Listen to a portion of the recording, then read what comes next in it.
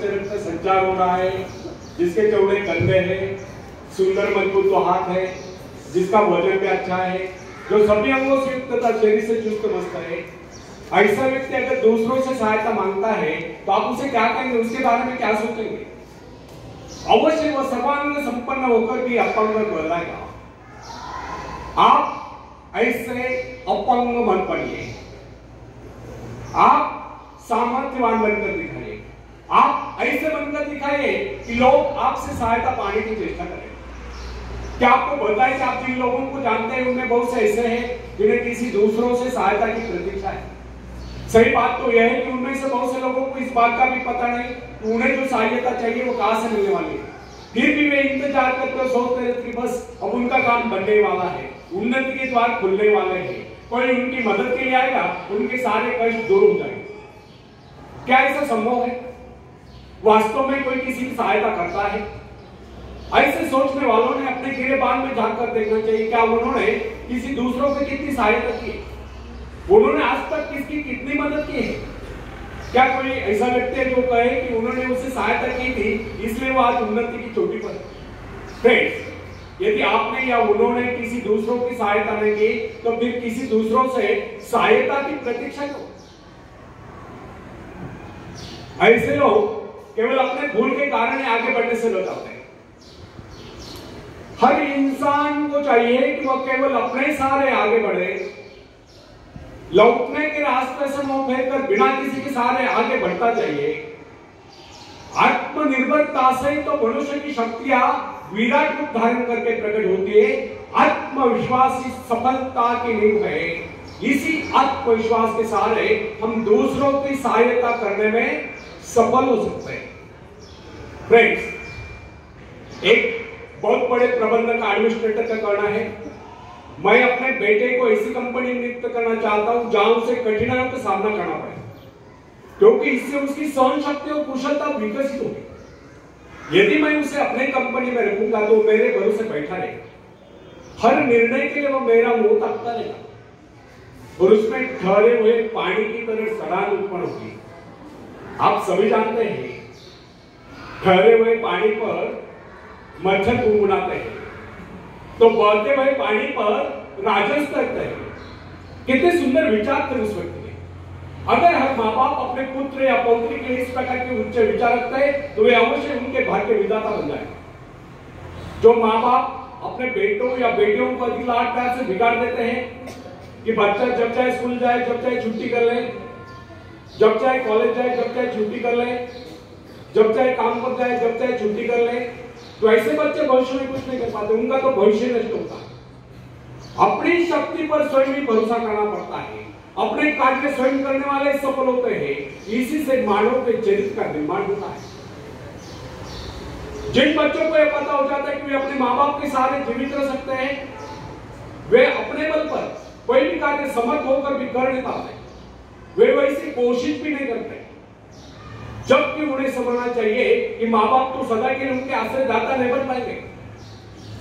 एक दिन तो ऐसा आने वाला है जब उन्हें अलग अलग जीवन बिताना ही पड़ेगा।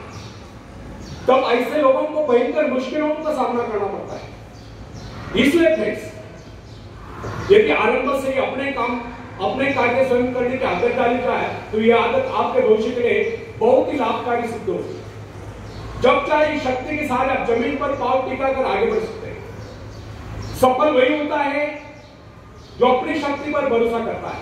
अपने काम स्वयं करने वाले सफल होते हैं, दूसरों के सहारे आगे बढ़ने वाले अक्सर भंवर में फंस जाया करते हैं। फ्रेंड्स, जिस नाव की पतवार आपके हाथ में नहीं, वह नाव आपको पार करना है, इस बात की क्या गारंटी है? आपका जीवन तो उसके हाथ में है जिसके हाथ में नाव की पतवार हो। वह चाहे तो आपको डुबो दे, चाहे पार करा दे। फ्रेंड्स, जब नदी में बाढ़ आती है तब जो साहसी है, जिसे अपनी शक्तियों पर पूरा विश्वास है, वह तो तैरकर उस पार चला जाएगा। लेकिन जो डरपोक और कायर है, वह तो बीच मझधार में डूबकर अपनी जान दे देगा। सहायता पाना और सहायता की प्रतीक्षा करना, दोनों ही बातें प्रगति की राह में बाधाएं हैं। अतः हर युवक या युवती के लिए आवश्यक है वो शुरू से ही अपने काम स्वयं करने की आदत डाले।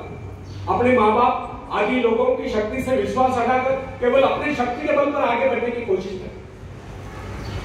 जिस क्षण आप बाहरी सहायता लेना बंद कर देंगे, उसी क्षण आपके भीतर आत्मनिर्भरता का अंकुर फूटते हुए महसूस होने लगेगा। स्वयं कार्य करते समय यदि आप असफल भी हो जाते हैं तो बिना उस असफलता को घबराए तुरंत उस कमी की खोज कीजिए जिसके कारण आपको असफलता मिली, और जैसे आप उस कमी को खोज निकाले तुरंत उसे दूर करने के प्रयास में जुट जाइए। आपका वास्तविक आदर तभी होगा जब आप एक सफल व्यक्ति के रूप में दुनिया के सामने आओ। मगर यदि आप एक व्यक्ति के बाद दूसरे व्यक्ति के आगे हाथ फैलाना शुरू कर देंगे तो लोग आपको ममता या भिखारी कहेंगे। अतः आप ये प्रण कर ले कि आपको केवल अपने भरोसे जीना है, ना कि किसी की दया पर, क्योंकि बाहरी सहायता किसी किसी वक्त ही वरदान सिद्ध होती है, अधिकतर समय अभिशाप ही सिद्ध होती है। फ्रेंड्स, बाहरी सहायता मनुष्य की काम करने की गति को बंद करके शरीर में सुस्त ला देती है। आप ऐसे लोगों से मित्र कीजिए जो आपको जीवन में आगे बढ़ने की प्रेरणा दें।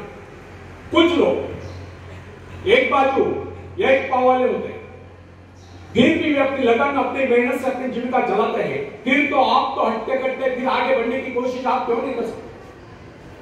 मैं एक ऐसे व्यक्ति को जानता हूं जिसका एक पैर किसी रेल दुर्घटना में कट गया था।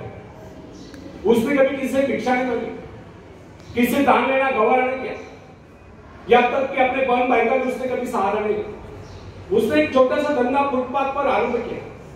शुरू में न्यूज़पेपर बेचने लगा, 2 पैसे बचाकर उसने वजन तोलने की मशीन खरीदी, उस पर अपना पेट पालने लगा।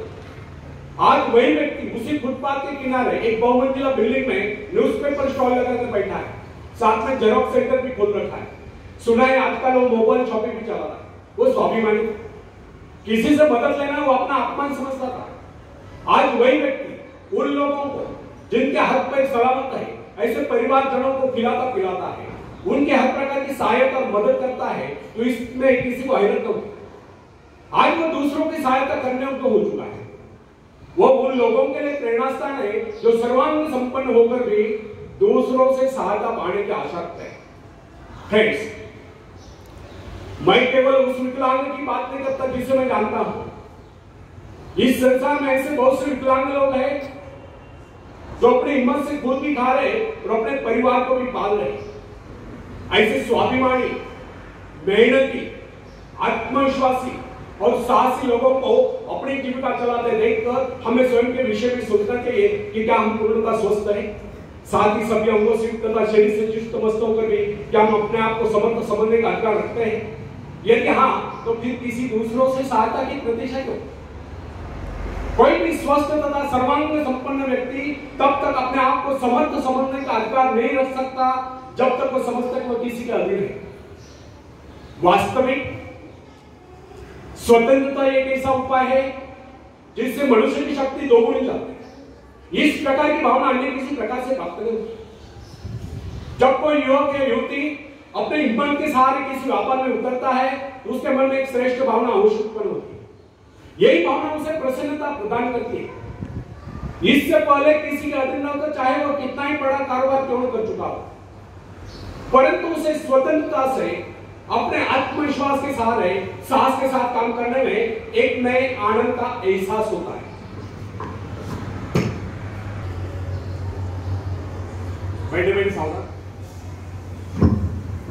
मंजिलें उन्हीं को मिलती है